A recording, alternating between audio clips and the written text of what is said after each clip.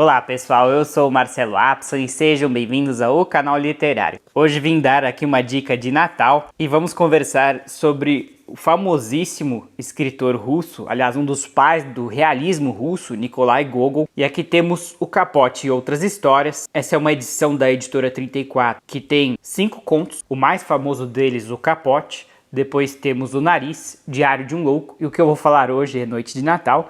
E tem o Vi. Eu já li todos menos o Vi, tô para ler ainda.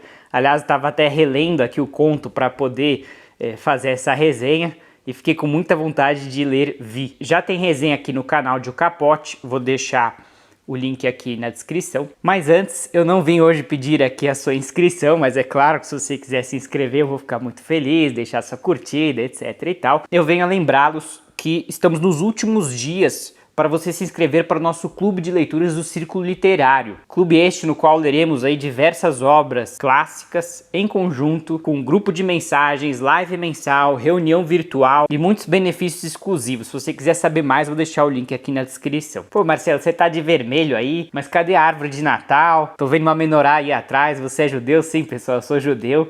Judeu não comemora o Natal, não tenho absolutamente nada contra, é simplesmente eu já tenho 32 anos e todos esses 32 anos eu nunca comemorei, então, né, ficou como uma tradição meio de fora, assim, né, a gente acompanha de fora. Já participei de uma ceia quando eu tinha 15 anos, foi uma experiência muito legal, mas é isso, né, a gente acaba não comemorando. Mas mesmo assim pensei em fazer aqui um especial de Natal para vocês, pensando em vocês, queridos inscritos, e até porque temos um conto muito interessante aqui. Mas talvez você já deva estar se perguntando, puxa Marcelo, Nikolai Gogol, pai da literatura russa, não é muito difícil? Não, pessoal, muito pelo contrário, tá? O Gogol, ele tem uma escrita muito leve, super divertida, porque ele é extremamente satírico, irônico, ele vai tirar um sarro de todos os personagens, então você vai dar boas risadas, você realmente vai dar umas gargalhadas lendo essas obras aqui, são muito leves, são contos. Inclusive, essa é uma obra que eu indico para quem quer começar os russos e não sabe por onde começar. Então sim, o pai da literatura russa, ele na verdade é muito divertido e fácil de ler. E ele foi muito admirado por Dostoiévski. Dostoiévski, através de seus personagens, uma vez disse algo entre as linhas de que apenas Gogol sabia escrever. Então, para o Dostoiévski falar isso, né? Então é porque ele realmente não só escreve bem, mas parece que o Gogol entendeu a alma russa, digamos assim, né? E vários outros autores do clube, né, que nós vamos ler em 2024, como Bulgakov e até o japonês Ryonosuke Akutagawa, pai do Rashomon, né, cujo prêmio Akutagawa é batizado em honra a ele, não apenas admirava muito Gogol, como claramente se inspirou para fazer seus contos, e diversos outros grandes autores. Tem aquela famosa frase, todos viemos do capote de Gogol, né? Para quem quiser conhecer mais do autor, eu fortemente indico sua obra-prima, Almas Mortas. E você até deve estar pensando, puxa Marcelo, é de terror, eu não gosto de coisa de terror. Não, calma pessoal, de novo, ele é super leve, irônico, divertido, e aqui não tem nada a ver com terror. Almas Mortas aqui se refere a camponeses já falecidos, né? Camponeses, né, mujiques, eram chamados de almas, e aqui ele vai tratar das almas mortas. Como assim, Marcelo? Aqui é uma história de um estelionatário, né, que ele quer adquirir as almas mortas de diversos senhores de terra, né? Você já deve estar se perguntando o que esse cara tá tramando, né? E o fato é que essa é a obra-prima do Gogol, e ela vai dar um panorama geral da sociedade russa, vai tirar um sarro de cada nobre, né? Parece que cada nobre aqui, ele representa um pecado capital, gula, avareza, né? É muito divertido, muito engraçado. E eu já vou chegar no conto do Natal, só tô trazendo aqui, né, um breve histórico do autor, né? Porque essa é uma obra que no começo ela é bem divertida, mas lá pro final você vai começando a estranhar muita coisa. Ela é descontínua, pessoal. Sim, o Gogol nasceu em 1809, mas faleceu jovem em 1852, numa espécie de greve de fome. Ele parou de comer por 9 dias e simplesmente faleceu. E em meio aos seus devaneios, antes de falecer, ele queimou os manuscritos de Almas Mortas, né? Isso aqui acho que era para ser uma trilogia. A primeira parte acho que está virtualmente intacta, a segunda já está meio que metade e a terceira extremamente descontínua. Inclusive a obra acaba aqui no meio de um período. Pois é, pessoal, é muito triste porque realmente você vai gostando da obra, só que aos poucos ela vai se quebrando, né? De repente você tá num episódio e no meio de uma vírgula, de repente você já tá em outra personagem, outro capítulo, né? Mas isso mais pro final, tá? Você pode ler até mais ou menos a metade de maneira completamente contínua e vale muito a pena, tá? Eu vou deixar a resenha aqui, uma das primeiras resenhas do canal, Almas Mortas. Eu vou deixar o link aqui, já li essa obra, altamente indico. E só para, né, dar esse panorama desse autor, que era um gênio, mas ao mesmo tempo talvez aqueles grandes gênios também tinham severos transtornos de saúde mental. E ele acabou quase que tirando a própria vida, né, nessa greve de fome, o que é muito triste. Mas ele é um autor muito divertido, tá, pessoal? É só isso que eu queria trazer aqui. Bom, eu não vou falar muito dos outros contos aqui, só algumas linhas. O capote eu vou deixar aqui na descrição. É um tema recorrente na obra do Gogol, aquele desespero por ascender socialmente, né, particularmente entre os burocratas da baixa escala, como eles eram humilhados diariamente, né. Na história do Capote nós temos aqui Akaki Akakevich, um burocrata aí, acho que do 9º escalão, né, um cargo bem baixo, e ele sonhava em comprar um novo capote, né, no inverno, se eu não me engano, em São Petersburgo, muito frio. Ele tinha um capote todo furado, surrado, e ele precisava de um novo, né. Assim, parece uma história meio simples, é uma história talvez simples, mas o Gogol consegue realmente fazer caricaturas, né? Eu acho que essa é a palavra, da sociedade russa. Particularmente, ele vai sempre tirar um sarro da nobreza, como que o cara que está no 7º escalão já se acha um deus vivo, né, encarnado. E aqui uma vingança dos humilhados, né? Esse Akaki Akakevich, ele vai sofrer todo tipo de humilhação. É aquela novela tragicômica, né? Mais e mais desgraças vão acontecer com o pobre coitado. A gente vai dar aquelas risadas baratas em cima dele, mas é uma história de certa maneira e de uma certa superação. E o Gogol, apesar de ser um realista, né, nesse aspecto onde ele vai analisar a corrupção do homem, né, aqui não tem essa romantização, pelo menos não exagerada, né, dos heróis, né? Todo mundo tem seus graves defeitos, bebem muito, mentem, traem, e isso que é legal, que a gente gosta de ver. Eu particularmente gosto de ver a decadência humana, digamos assim, né?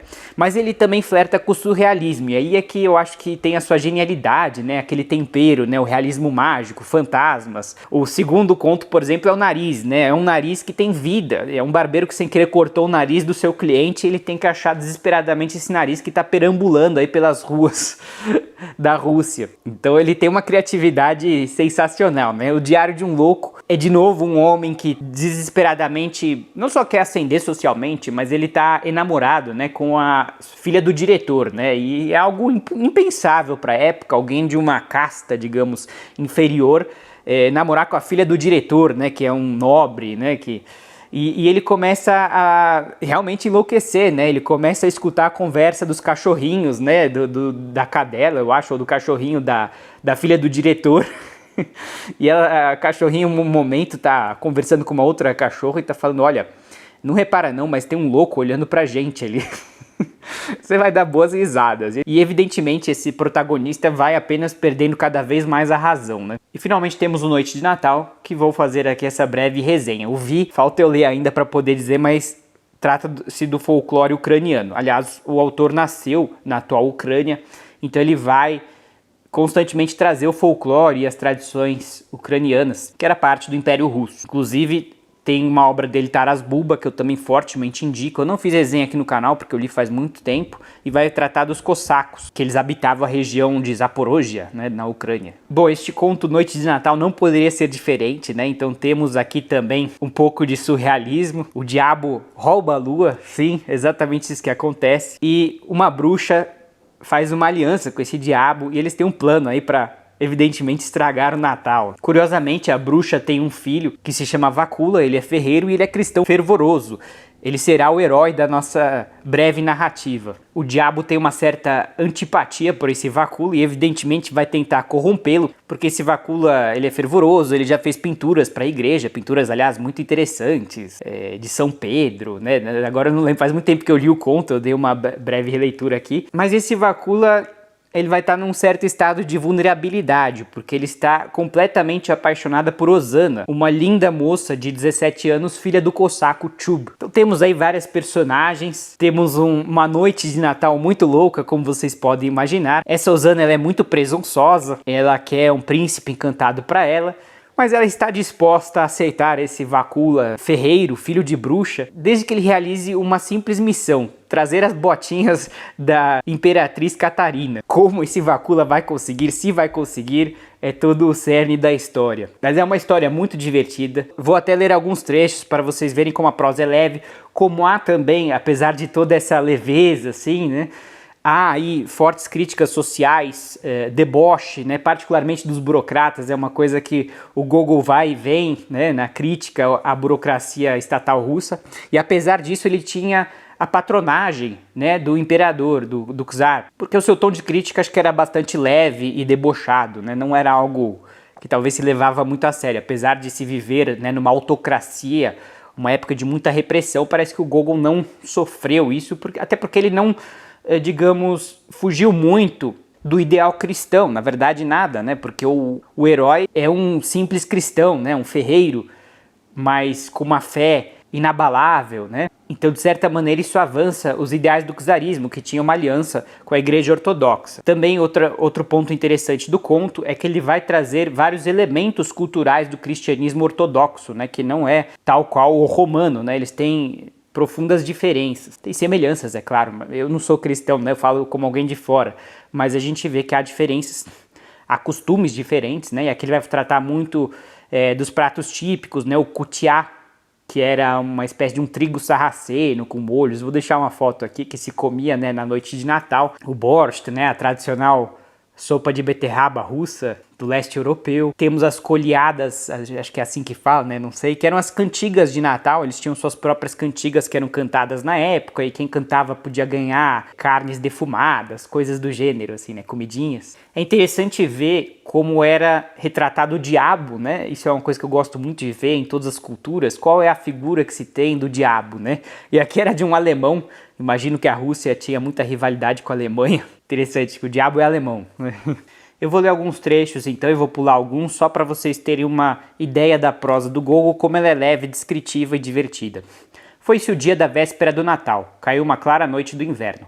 No alto apareceram as estrelas. A lua subiu majestosa ao céu a fim de iluminar os homens de boa vontade e o mundo inteiro, para que todos se sentissem alegres e cantassem coleadas. Fazia mais frio que ao amanhecer. Se nesse momento passasse por ali o assessor administrativo de Sorochintzy, em sua carruagem puxada por uma troika de cavalos de chapéu de pele com tarja de couro de cordeiro, a moda dos ulanos, casaco de pele azul forrado de chmusca preta e com aquele chicote diabolicamente entrançado, com quem costuma apressar o seu cocheiro, na certa ele anotaria, porque nenhuma bruxa no mundo escaparia ao assessor de Sorochintzy. Ele sabe com precisão quantos leitões pare a porca de cada mulher, quantos cortes de tecido há no fundo de cada baú, e que parte de seu vestuário e de seus bens as boas almas penhoram nas tabernas, aos domingos. Mas o assessor de Sorochintzy não passou. Aliás, o que lhe importava a terra alheia quando tinha o seu distrito. Enquanto isso, a bruxa subira, tanto que apenas uma manchinha negra tremeluzia lá em cima. Interessante, né? Esse assessor Sorochintzy, né? Quer dizer, temos aí uma caricatura, né? Um estereótipo, um burocrata, talvez um coletor aí de impostos, algo do gênero, né? Ávido por achar irregularidades, conhece cada detalhe da vida alheia, né? Então o Gogol ele vai constantemente, apesar do surrealismo, né, escancarar a realidade russa, né? E aqui referente ao roubo da lua, né, pelo diabo, veja esse pequeno trecho como ele é hilário. Em Dikanka ninguém notou como o diabo roubara a lua. É verdade que o escrivão distrital, ao sair de 4 da taberna, viu a lua dançando sem que nem pra que lá no céu, e jurava por Deus e todo o povoado sobre o que tinha visto. Mas os leigos balançavam a cabeça e até zombavam dele. É engraçado, né? Quer dizer, a única pessoa que viu a lua ser roubada era um escrivão completamente bêbado que saiu da taberna de 4 e viu a lua dançando. Aquela situação típica onde ninguém vai acreditar nele, embora ele estivesse correto. E o Gogol ele vai se utilizar desse tipo de humor, mais grosseirão, mais trapalhão, né? Então você vai dar boas risadas. Então se você está procurando aqui um conto curto para o Natal, esse aqui ele tem umas 50 páginas, ele tem um tamanho médio, mas ele é extremamente divertido. E aqui você tem diversos outros contos, como eu disse, igualmente divertidos, igualmente instrutivos, para você conhecer mais como era a sociedade russa, né, da Rússia czarista, e particularmente os defeitos de cada personagem. O Gogol, como bom artista, dramaturgo, ele quer escancarar os defeitos do ser humano para o nosso divertimento. Falta só eu ler Vi, mas eu ainda devo fazer um vídeo para cada conto, né? Já temos de O Capote, agora temos de A Noite de Natal. E o Gogol é sempre um prazer de ler. Gostaria de aproveitar para desejar Feliz Natal para os meus seguidores, boas festas, feliz ano novo, um ano de muita paz, saúde, alegrias e, é claro, muitas leituras. Só relembrando, nós estamos aí nos últimos dias para você se inscrever para o nosso clube de leituras. Aproveite para ler mais em 2024, nós temos metas aí de 10 a 13 páginas por dia, todo mundo pode participar, mesmo quem está começando. Se inscreva no canal para mais. Um feliz 2024 para todos. Muito obrigado pela audiência e um grande abraço.